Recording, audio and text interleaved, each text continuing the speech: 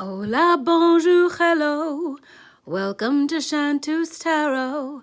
Hi, everyone. Welcome. This is a general message for the sign of Aries for February 2020. You could be cross-watching for an Aries. You could have Aries somewhere in your chart, Sun, Moon, Rising, Venus, or anywhere else.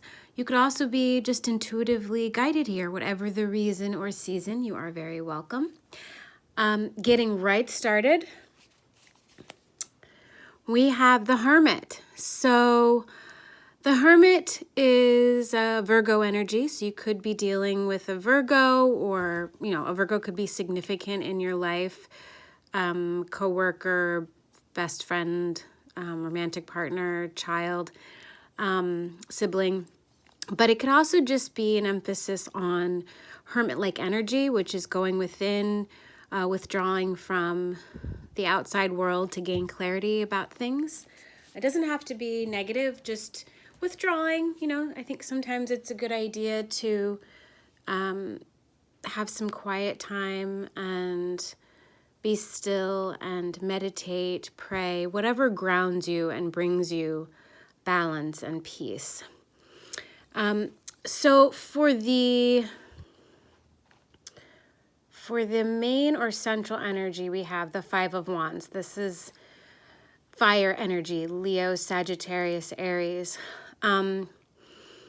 This card often has to do with conflict, inner or outer. So you could be struggling with something. My first thought is maybe at work, there could be competition among you and your colleagues, your workmates, maybe because they're all trying to reach for this fire, it looks like. So I feel like there might be some competition, maybe in regards to getting a certain project or recognition.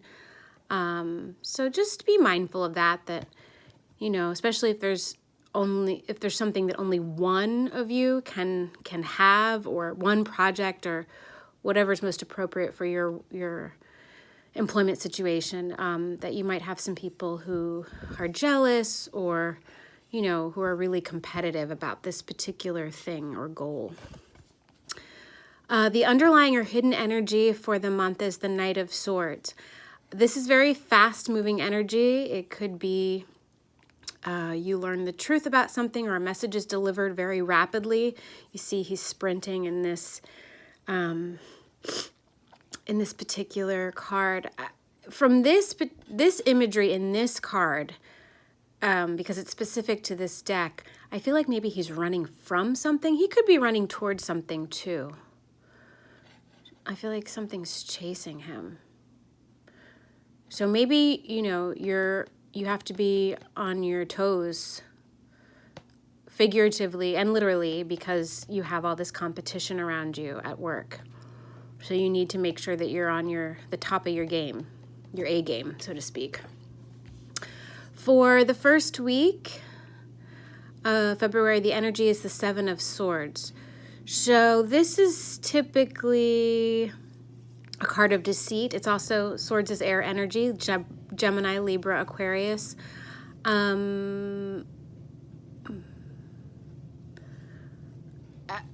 If you've ever heard of the phrase bait and switch, with this image, because I do consider the traditional meanings of the cards, but I also pay attention to the imagery in each particular deck.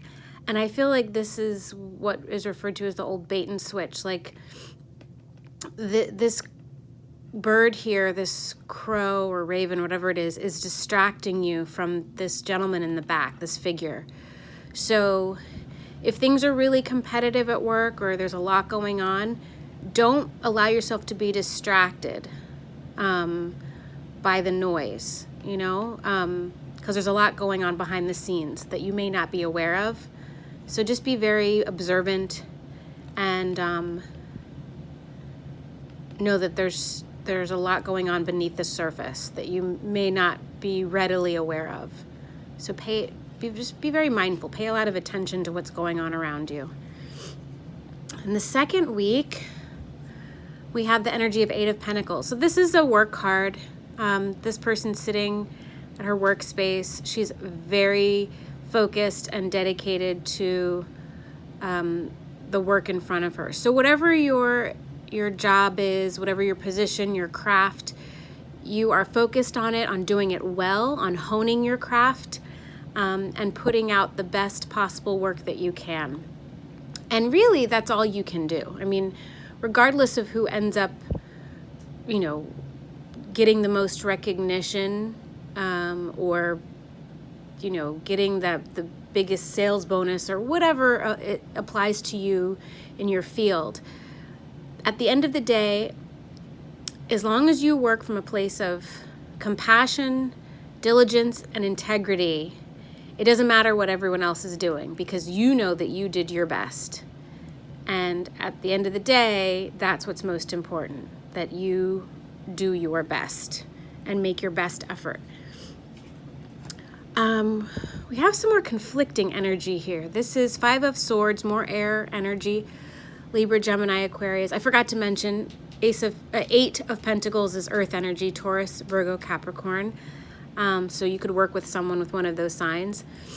5 of Swords is conflicting energy. See, in this particular image, there's a bird in his ear, and I think it's getting into his head. Whatever this bird is saying, and I'm assuming it's probably negative just by the looks of his face. Don't let gossip, rumors, or negatively intentioned people get into your head. Just block out the noise. Don't let them get the better of you. Stay true to yourself and trust that other people will say whatever because they're jealous of you, or because they're in pain, or angry, or bitter, or desperate. Desperate people do desperate things, say desperate things. And just remember that if people say things that are hurtful or discouraging or disparaging, that they're hurting too. I mean, I know that's a lot easier to hear and to know than to actually put into practice, but hurt people. People who are suffering cause others to suffer. So don't let this wounded bird wound you. Finally, we have the High Priestess. This is, I want to say it can be Piscean or Cancerian or Scorpion, water energy. On this particular deck, I love this. I don't know if you can see, her eyes are both open and closed at the same time, and her third eye chakra is illuminated. So this definitely emphasizes that you should go within, trust yourself. I think it aligns very well with the Hermit energy. Trust yourself. No matter how much noise or chaos is happening around you, particularly at work, it could also be with your family, or other social connections. Trust yourself, the feeling that you have in your gut. Not a knee-jerk reaction or fear, but really take time to center yourself, whatever that means to you. If it means going for a run, if it means taking a bubble bath, reading a book, meditating, some other form of exercise, prayer, whatever helps you to center yourself, do that. Because then it doesn't matter what other people are saying or doing, because you feel stillness and calm and peace within. And trust yourself with what action to take. I'm seeing quite a bit of blue here as well, and that's the throat chakra. So make sure that your words come from an honest place. Be authentic, no matter what other people are saying or doing. Be true, speak your truth, be honest. All right, so for one final message, I'm going to pull from The Universe Has Your Back deck by Gabrielle Bernstein. I highly recommend you check her out. She is a wonderful manifester, creating guru. So what message final message can we give to Aries for the month of February 2020? Message for, all right. This is perfect for this message. There is nothing sexier than my authentic truth. Perfect. And I was just saying about speaking your truth. It's true. There really is nothing sexier than being authentic and being true and honest. So that is appropriate for your work life, your love life, for, relationships with friends and family. Being honest doesn't mean you have to be cruel or mean. You can deliver the truth in appropriate ways depending upon the setting and the person with whom you're communicating.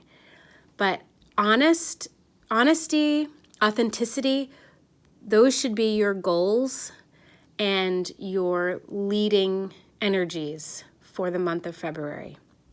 I hope this message was helpful, Aries. Wherever you are in the world, I'm wishing you so much love and light. If the message resonated, please leave a comment, like, share, subscribe. It helps grow the channel. If it didn't, that's okay. It wasn't your message this time round.